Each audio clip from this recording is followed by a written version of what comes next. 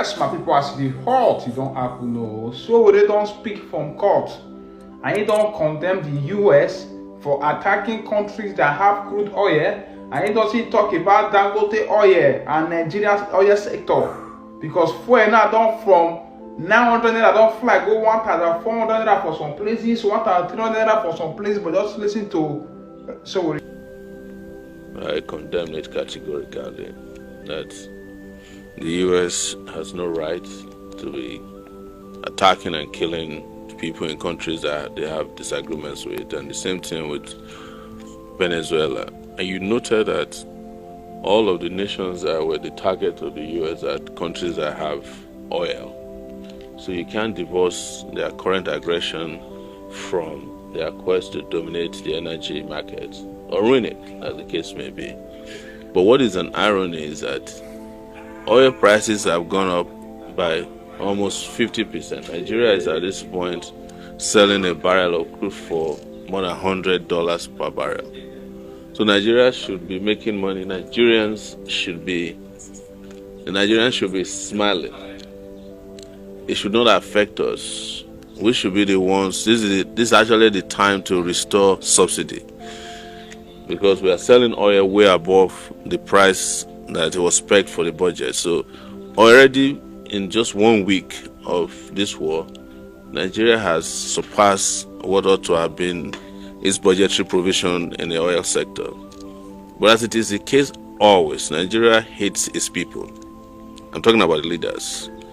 And whenever they find an opportunity to make life difficult for them, even when there's an alternate opportunity to make life easy, they always just go the other round or the other way, which is to make life difficult for Nigerians. Otherwise, we should be talking about cushioning the effect of the economic hardship brought upon Nigerians by the completely unreasonable and blind public economic policies of Tinubu regime. Because now we have excess crude. Even under the military, whenever you're selling oil more than the amount that's in the budget, they always set aside the excess and use it to cushion the effect of the hardship in the country. So it shouldn't have been at all. We should be happier at this time. We shouldn't be happy that there's war, but we should be happy that we have more money in our treasury to use to service our own people. Because now oil is above $100 per barrel. So what is the excuse for making Nigerians suffer again?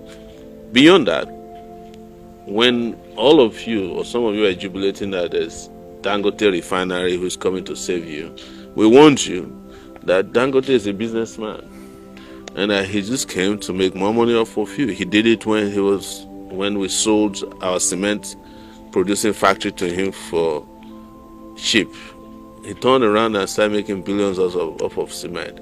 So Dangote is not in the business of saving people. He's a businessman, a racketeer in economic sense, and those who benefit from your misery. And they are all part and parcel of the same order. What Nigeria ought to have done, while Dangote was building his refinery and they were supporting it, so have built his own refinery as well. Why Dangote, if an individual can build a refinery that can service the entire country, the country itself should be able to build 4 other refineries that could be better than that of Dangote, because we ended up subsidizing Dangote in building his refinery. So why couldn't we have built our own refinery for the same period that Dangote built his own? It's because Nigeria has been sold, for cheap to the so-called capitalists. And there's no capitalists anywhere. These guys are just buccaneers who profit off of your misery. Most of the companies that they are using to make billions of dollars, that put them on the world map as billionaires, were companies that Nigeria built, serviced, and sometimes even reserviced before they sell to them. That's what is happening to all the electricity companies that are generating electricity. They were built by Nigeria. And then when it's time to put them on the stream, we're told that, we can't afford to maintain them, and we give them to individuals. We then give them loans.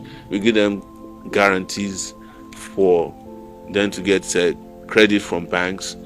And when they can't pay back their debt, we set up AMCON to mop up their mess. That's what Nigeria is. Nigeria is a terrible basket case with its leaders. So that's my comment on. Were you not here when I was talking about? Go and look at your. Maybe you weren't here, but they were here at Platinum, where I was talking about Musa being an unserious person. When he said that he should fence Nigeria, was that the most foolish person to become a minister of defense? They should have made him the minister of construction, so that he can be constructing fences around Nigeria. Anybody at his level who tells you in 2026 that the solution to terrorism is to fence Nigeria, nobody should take such a person